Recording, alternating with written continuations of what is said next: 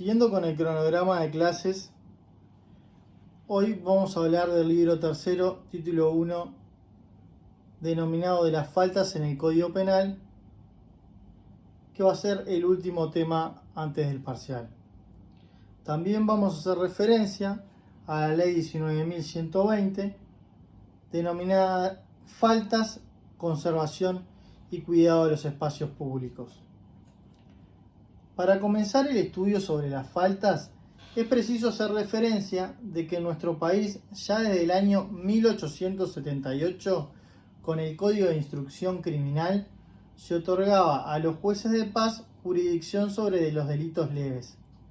Y es con nuestro primer Código Penal de 1889 que se organizan como faltas. El actual Código Penal, que fue inspirado por el Código Penal italiano de 1930, redactado por Alfredo Rocco, también conocido como Código Rocco, tomó como base un sistema bipartito clasificando a los hechos punibles según su gravedad en delitos y faltas, formando así el libro tercero del Código para regular todo lo relativo a las faltas.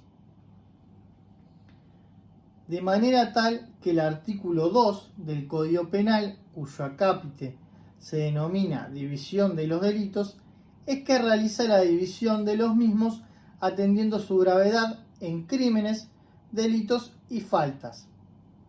como vimos en la diapositiva anterior.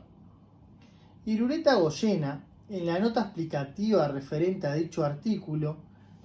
señalaba que entre ellos no mediaba ninguna separación de esencia fuera de la gravedad. La falta, en sustancia, es un delito poco grave, y el delito es una falta de máxima gravedad, por lo que la distinción de la gravedad de la conducta es tan solo de grado. Y agregaba al codificador patrio que existen tanta clase de delitos como jurisdicciones represivas. Debemos advertir que si bien la redacción original del artículo ya citado tan solo realizaba la diferenciación entre delitos y faltas, de acuerdo a la ley 18.026 del año 2006, que incorpora dentro de la clasificación a los crímenes como delitos de mayor entidad, es por ello que en la diapositiva lo vemos de color rojo, porque es la incorporación que realizó la ley 18.026 a los crímenes como tercer punto de clasificación de los delitos. Entre las diferencias que encontramos entre delitos y faltas, en la doctrina se han manejado algunos criterios para establecer tal distinción. Primero vamos a empezar por los criterios cualitativos.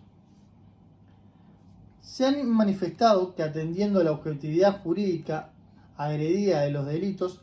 atacarían la seguridad social e individual violando un derecho, mientras que las faltas lesionarían simplemente las condiciones de prosperidad pública, pudiendo tratarse de hechos moralmente correctos. Dentro de esta posición, Carmiñán y Carrara, en opinión que tiene sus raíces en Beccaria, decían que su punición solo podía explicarse por razones de utilidad pública, porque la falta o la contravención no ofende ni al derecho natural ni a un principio ético universal, y su esencia es completamente ajena al daño o al quebrantamiento de un derecho. Por su parte, Milton Cairoli no comparte esta posición, por entender que tanto las faltas como los delitos atacan los mismos bienes jurídicos. Otra posición, planteada por su parte por Zanardelli, al acompañar el proyecto de Código Penal italiano en el año 1887, señalaba que son delitos aquellos que producen una lesión jurídica, y son contravenciones aquellos otros que, si bien pueden ser inocuos por sí mismos, presentan un peligro para la tranquilidad pública o para los derechos de otros,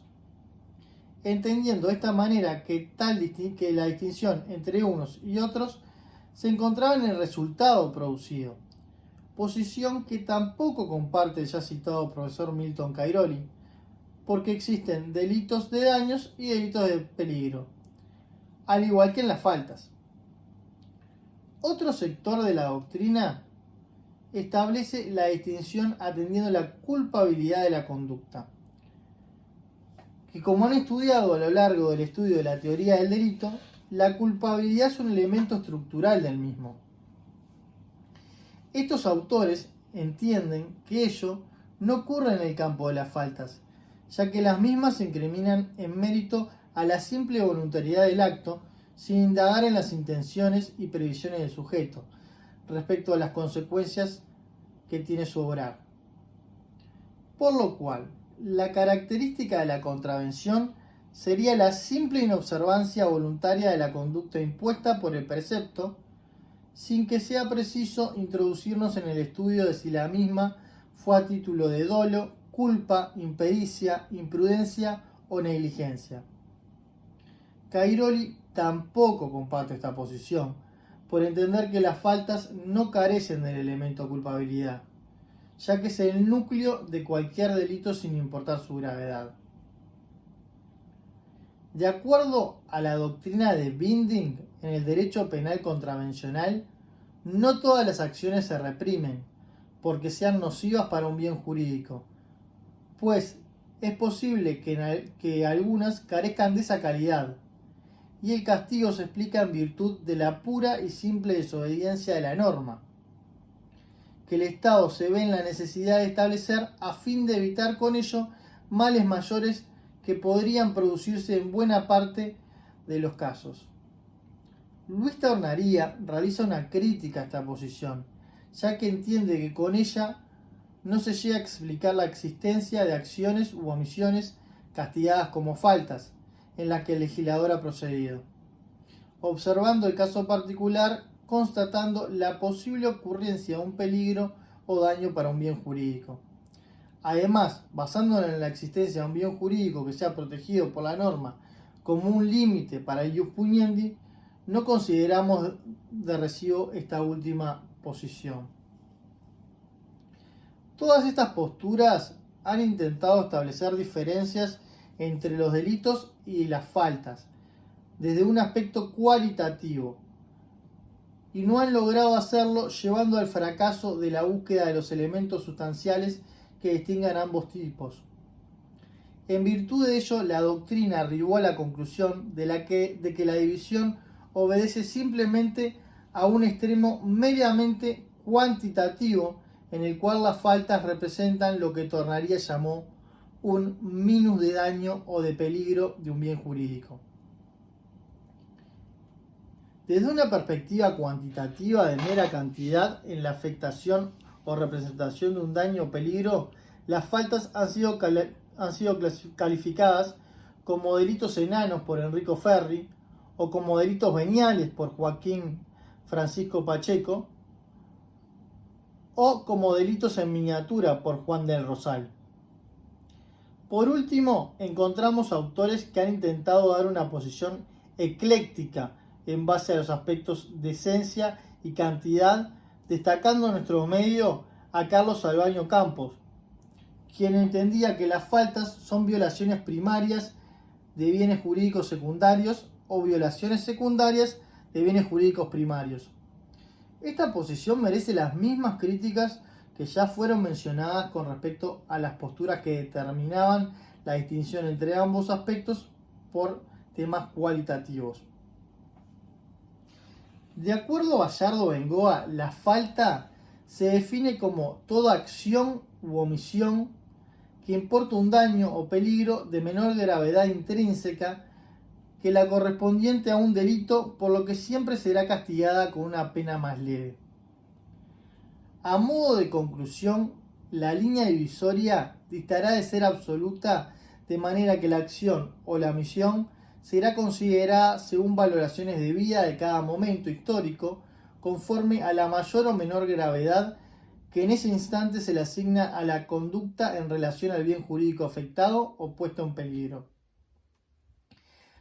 Para terminar con el origen de las faltas, nos vamos a referir al mes de octubre del año 2012, donde el Poder Ejecutivo remitió al Legislativo un proyecto denominado Ley de Faltas y de Cuidado,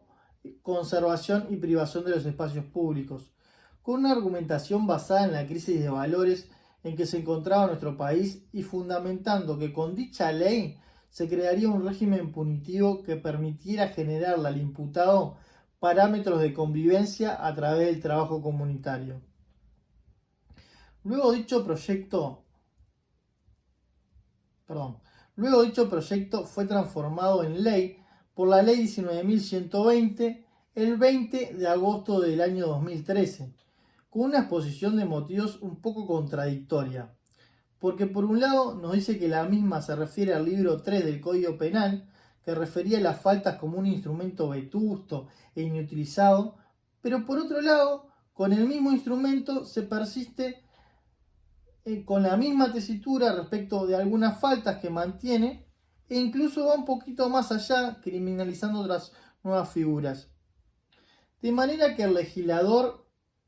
termina por modificar intensamente el Código Penal al regular ad novo el libro tercero del mismo, derogando aquellas faltas que entiende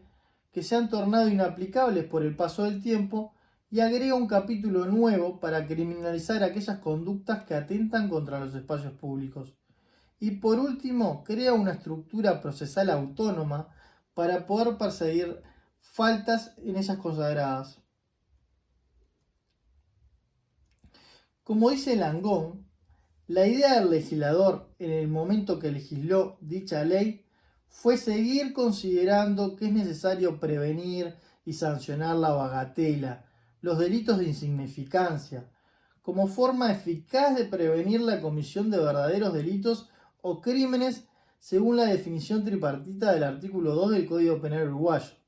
de manera que termina contradiciendo la línea de la Comisión de Reforma del Código Penal uruguayo creada por la llamada Ley de Humanización Carcelaria, Ley 17.897, que postulaba junto a la mejor doctrina la supresión de ellas y se inscribe en un esfuerzo del Estado por controlar una situación de inseguridad pública que se piensa que se puede mejorar con este tipo de normas. Lamentablemente, desde hace muchos años se mantiene este tipo de corriente de opinión que modifican esta como otras disposiciones en materia penal y terminan configurando lo que se denomina como un derecho penal simbólico. Como puede apreciarse, el legislador nuevamente vuelve a trabajar sobre las convenciones en su afán de lograr por medio del derecho penal algún resultado eficaz para resolver problemas sociales de diversa índole, contraviniendo con ello lo que enseña la mejor doctrina en cuanto al tratamiento de la bagatela, vulnerando así directamente los principios de subsidiariedad y de mínima intervención que se supone que son puntos cardinales de toda buena política criminal, y tomando un camino diametralmente opuesto a lo que el maestro argentino Jacobacci nos dice acerca del derecho penal, en el cual él no debe actuar sobre aquellas conductas que generan poco impacto social. Cairoli también se ha expresado en el mismo sentido diciendo que la persecución penal de los delitos de poca lesividad dista de ser una solución a los conflictos sociales que se presentan. Esta ley mantiene el criterio de distinción tripartita de los delitos, por lo que debemos precisar que en las contravenciones se les es aplicable los mismos principios y reglas que rigen tanto para los delitos como para los crímenes y las faltas, salvo lo que se encuentre regulado expresamente por lo que Irureta sobre determinados aspectos le dio un estatuto diferente, creando determinadas particularidades. Si bien no fue recogida a texto expreso, la referencia hacia el artículo 398 del Código Penal de 1889, de que eran aplicables a las faltas disposiciones establecidas en el libro primero con las modificaciones que contiene el mismo para las faltas, se entiende, de acuerdo a la interpretación de los principios generales, su aplicación.